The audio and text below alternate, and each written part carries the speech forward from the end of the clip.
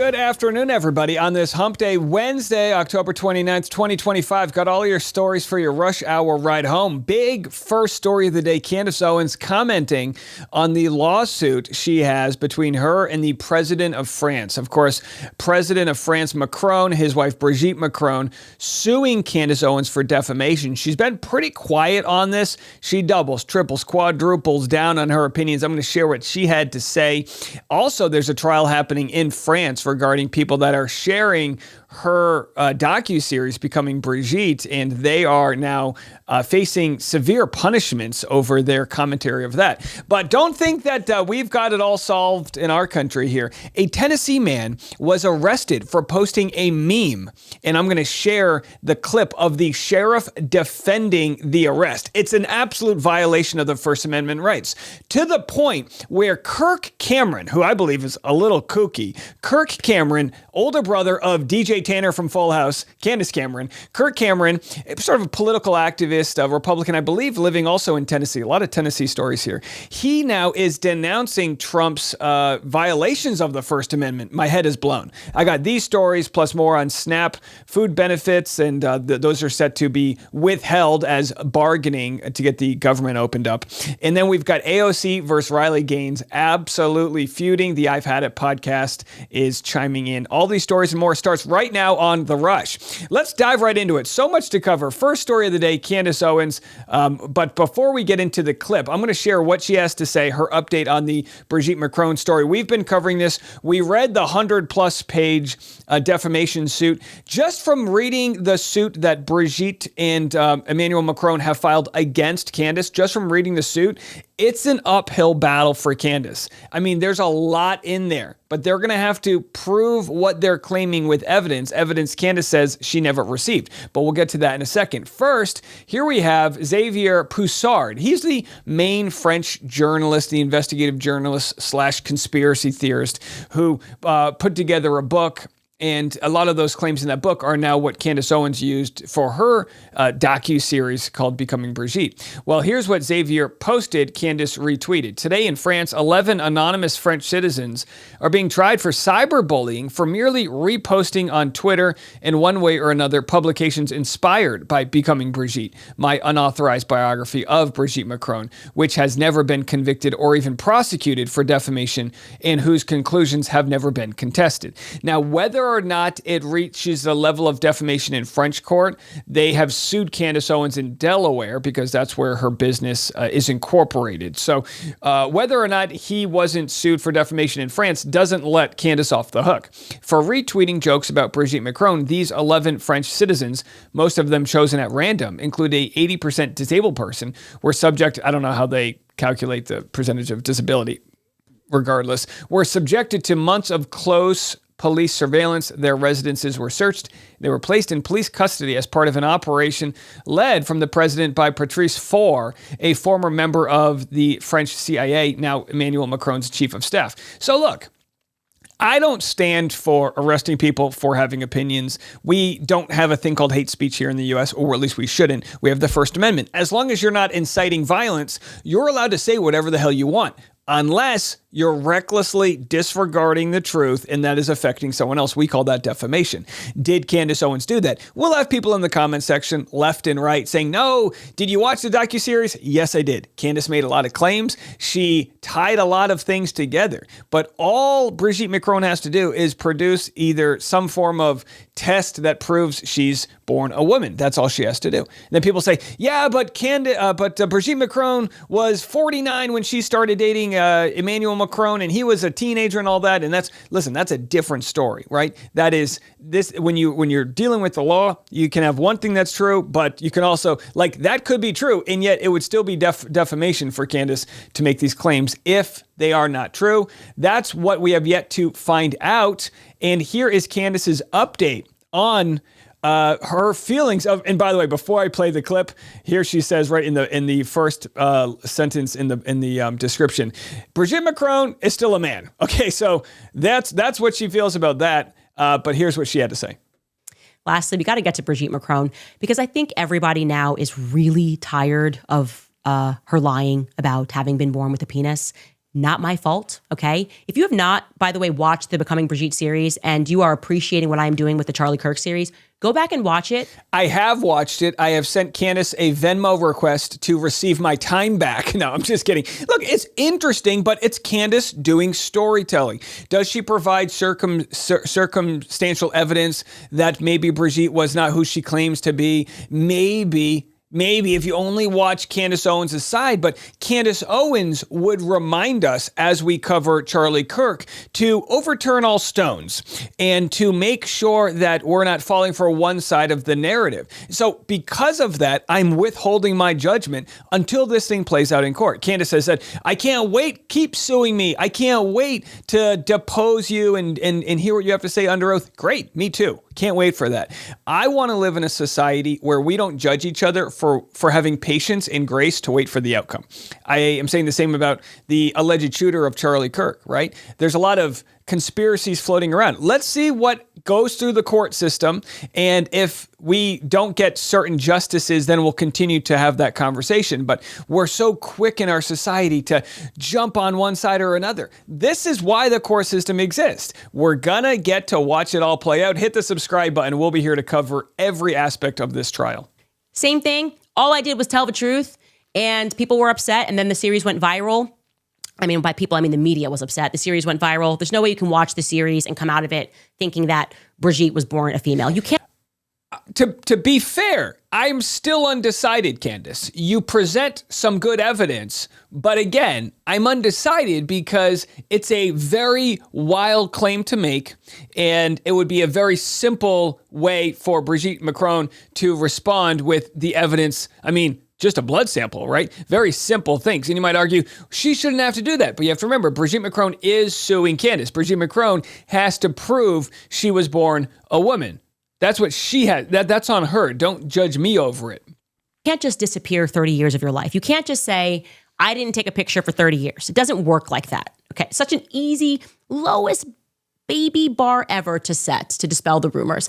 Hey, can we get some pictures from your wedding day? Like, you know, you with your family, and not just pictures that have been given to us from a woman who quite literally is facing charges. So I've been comparing this to the Charlie Kirk issue because I understand what Candace is saying. Can't you just send me all these things? Well, they don't have to. They don't have to. Now, when it comes to the court, they're going to prove their innocence or not. But, you know, this idea that, well, since they didn't provide me the exact information I wanted, they must be guilty. She's done the same with the people that have the footage of the Charlie Kirk shooting, right? They're saying, we're not just going to give you the footage. And she's saying, well, it feels a little suspect. And it's like, listen, the world doesn't revolve around you, Candace.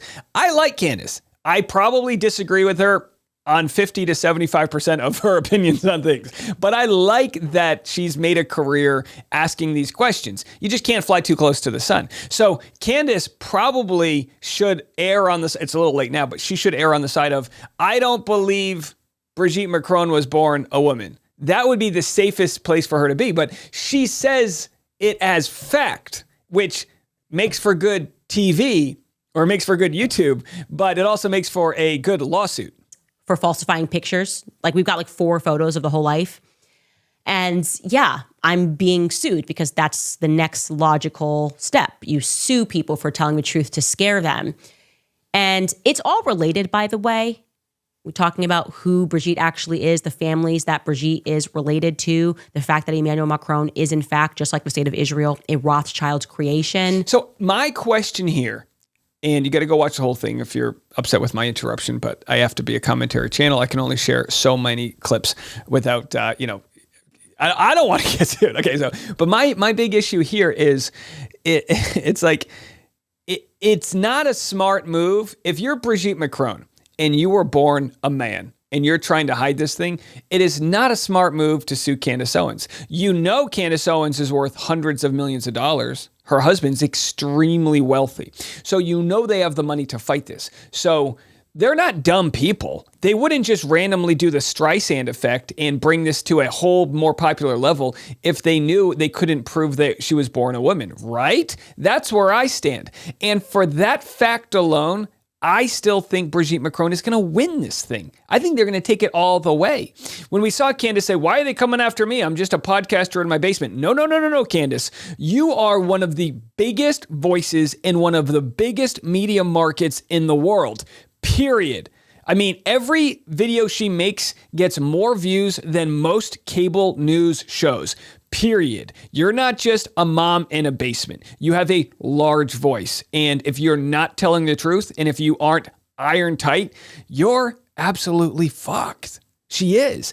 Now, if she is telling the truth, this is the biggest waste of money by the Macrons ever. Candace should countersue them for sanctions or whatever it is so she can get her money back, and absolutely. But right now, logically, I can't believe the Macrons are that dumb to open a lawsuit where they're going to have to testify under oath X, Y, and Z. I don't believe it. So we'll have to see how that all plays out. But stick around. Stick around, because coming up next, I've got a wild story to share with you. Today's episode is sponsored by Brickhouse Nutrition. We've all tried the fad diets over the years. Juice cleanses, cabbage soup diet, raw food diet. Doctors call it weight cycling. Half of Americans do it, and if you do it enough, you're at risk of diabetes, liver damage, heart attacks, and stroke. Weight cycling is when you lose 10 or so pounds, but then you put the pounds back, plus a couple more.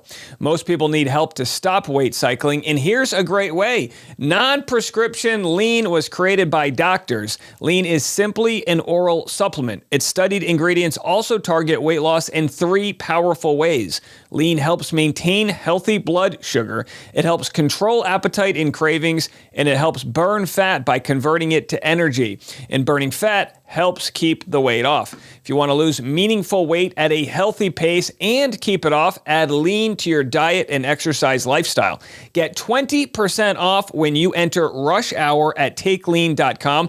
That's code Rush Hour at TakeLean.com. I'm going to share 3 clips of this news story. I've been following this. Tennessee sheriff is defending jailing a liberal activist for posting Trump memes. Now, not just a liberal activist, a former police officer. And again, I think that, people often say, oh, just some crazy liberal living in the coast, drinking that whatever Kool-Aid. It's like, no, this was a police officer. This guy has fought to protect his, citizens in his jurisdiction. And he's online calling out things and shit posting and whatnot. And you might not like it, but you should not get jailed for that. Have a listen. For a meme. Tonight, a Middle Tennessee sheriff defends the arrest of a man for posting this online meme, quoting President Trump. Good evening. I'm Rory Johnson. So, justice for Larry. The meme says, we have to get over it. It's a quote from Donald Trump, and he said this seems relevant today. Donald Trump on the Perry High School mass shooting one day after. This is a meme that had been circulating.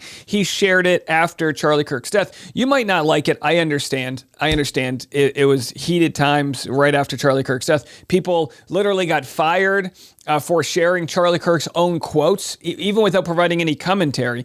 But you cannot arrest somebody. There's plenty of reasons why you can fire somebody, but arrest them, absolutely wild. So I'm going to share. So he gets arrested, and they're like, look, I don't even know what I'm getting arrested for. I'm going to share what the sheriff had to say in his justification. It's absolutely wild. Okay. Thank you. Local police took Bus Sergeant to custody at his home in Lexington, Tennessee on September 21st based on a warrant issued out of Perry County.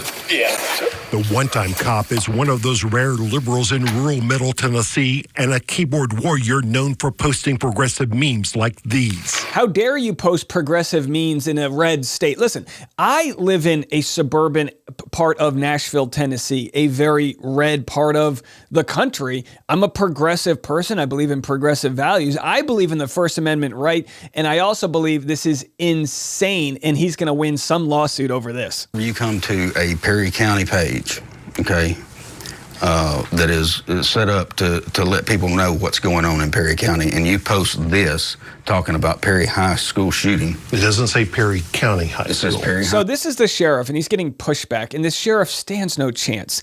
You can't just do this. If you don't like something someone posts on your Facebook page, delete their post. But if it's not calling for violence, it is not arrest worthy, period. High school mass shooting one day after, okay?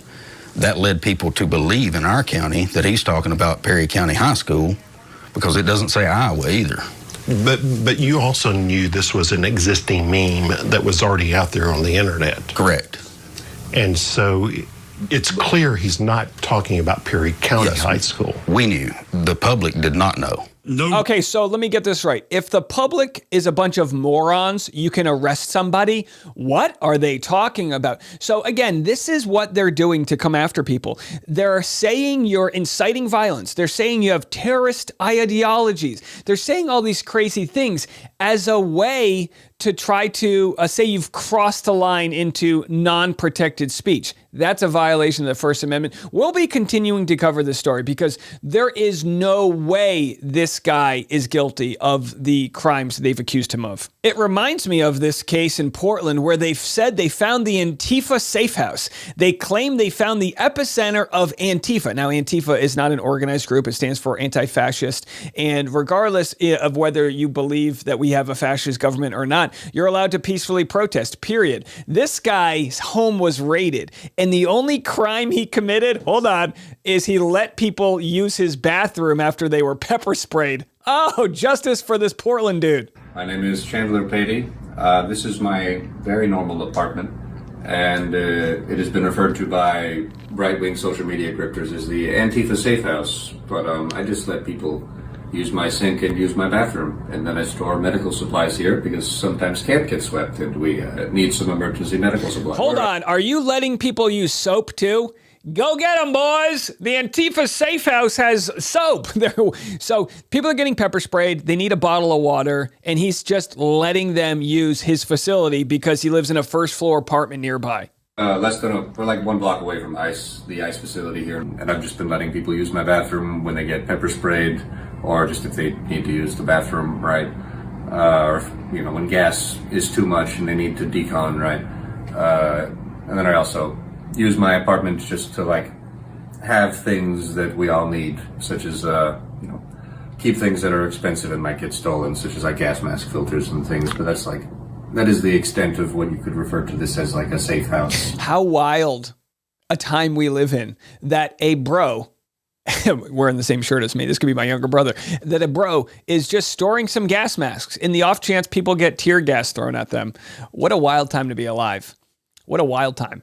All right, well, we have a big issue here with SNAP benefits ending. 1 in 8 Americans receive government assistance for food benefits. Here we have a Democrat calling out Mike Johnson over the shutdown, saying, I can't believe a man of faith is willing to let kids starve.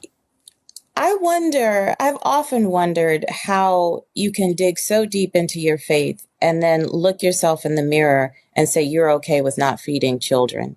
You're okay with not feeding seniors. Like that, I have a problem with that as a person of faith. I'll go toe to toe with Mike Johnson on that. And I think that's what gets me in the deepest parts of my heart. The other challenge for us is that we have to make sure that the American people are being served. If you can find money to send $40 billion to Argentina, but you can't find money for food for kids and seniors, I have a problem with that. The government is shut down, and you could argue that the Democrats could open the government back up. The Democrats are arguing that they're not opening it back up because they don't want to hose people on all of the healthcare premiums, which will skyrocket their costs some 400%, right? So they're kind of stuck between a rock and a hard place. But the government can be shut down, and they can release some $5 billion to help out these people with these food stamp SNAP programs, and they're just not doing that. Here's Senator Josh Hawley urging lawmakers to pass his SNAP funding bill ahead of the freeze, which comes just a few days from now, November 1st. When it comes to SNAP, the only solution here is we need to appropriate the money. I mean, that even if he could put a Band-Aid on it, he couldn't pay all of it. So we need to appropriate the money. And if it doesn't happen, what's the impact on your state specifically? If we don't do it, you mean? Yeah. 650,000 people in Missouri are going to miss food assistance. Yeah, and again, this is affecting not just blue states, but red states as well. You could argue it's affecting red states more than blue states, but either way, people are people, and they are getting robbed of a social service that exists because of our tax dollars. I pay a lot of money in taxes. Guys, trust me, a lot of money. I want that money to go to food stamps. I want that to go to help people out in our country. I want it to go to help people out, period. I don't want it to go to wars, to destruction, to bailing out other countries because of our failed policies and whatnot. That's not what I want from it. Now, here we have our last clip of the first half of the episode. This is, what the hell is it? Kirk Cameron. He's speaking out against Donald Trump using the Insurrection Act. Now, this is important because this is a man who is pretty right. Very conservative. He's part of that culture war that thinks the Olympics have gone too woke and Christmas is being attacked by the left. Like, this is a guy who makes everything a culture war issue. For him to fight back against Trump right now is extremely interesting. It is probably the beginning of the chips falling of the MAGA movement. I truly mean that. When you see people like this speaking out, this is a faith leader for millions of people. Have a listen. President Trump says he's sending the National Guard to stop violent crime, protect federal agents, and defend cities that seem out of control. He even said that he might invoke the Insurrection Act. That's kind of ironic, right? Remember January 6th? They called that an insurrection. But that Insurrection Act is a law that allows a president to deploy the military here on American soil. And it's a power that is extreme. It's meant for true emergencies like rebellion, like invasion or anarchy, not just everyday unrest. We need to think about tomorrow. If one president can decide who is a threat, what happens when the next president decides that you are? What if a future president, a far left president, declares that Christians, homeschoolers, and conservative voices are domestic extremists? Would we have any moral ground left to stand on when those same powers are turned on us? So the Deconversation Files says, hell is freezing over at too fast a rate for me. I said, if he gets it, there's hope for us all. Now, what's interesting is he has to use the logic about what if there's some far left president that's going to take away your homeschool, right? They've lived in this fear. There's been the Christian National Movement lives in this fear. They're coming for Christmas. They're out to get you. Christians are the most, objectified group, whatever, which isn't true at all. The majority of the country is Christians, right? It's just the insane people that are a little kooky out there that think dinosaurs boarded Noah's Ark that we have a little bit of a problem with. That's who the issue is with. But I hate that he has to use the logic that what if the other side does it to us? It's like, bitch, your side's doing it right now, right? And the other side, like Joe Biden was considered one of the more progressive presidents, even though I don't think he was that progressive. He was considered that because that's where the country's moving, understanding that we need to tax the rich and that there's this crazy wealth gap, and maybe we should provide social protection to a lot of people that are getting hosed from some of the issues of AI, corporations getting richer and richer. Joe Biden did the CHIPS Act, or tried to do the CHIPS Act, which he did the Infrastructure Act that benefited more Republican states. He was a president that was trying to help Americans, not only help a state because he won more votes than other states. You know what I mean? So I hate the logic that what if the other side does it? This side is doing it right now. It's happening. People getting arrested because they said something somebody doesn't like. People getting dragged out of their homes because they're Antifa safe houses. People going to the biggest rally of our country's history, the No Kings rally, the biggest rally, the biggest peaceful protest. New York City didn't have one arrest, the biggest protest, and they're getting called pro-Hamas terrorists. Insane what's happening right now. But hey, I'll take a win where I can get it. Coming up next, AOC versus Riley Gaines. It's getting heated.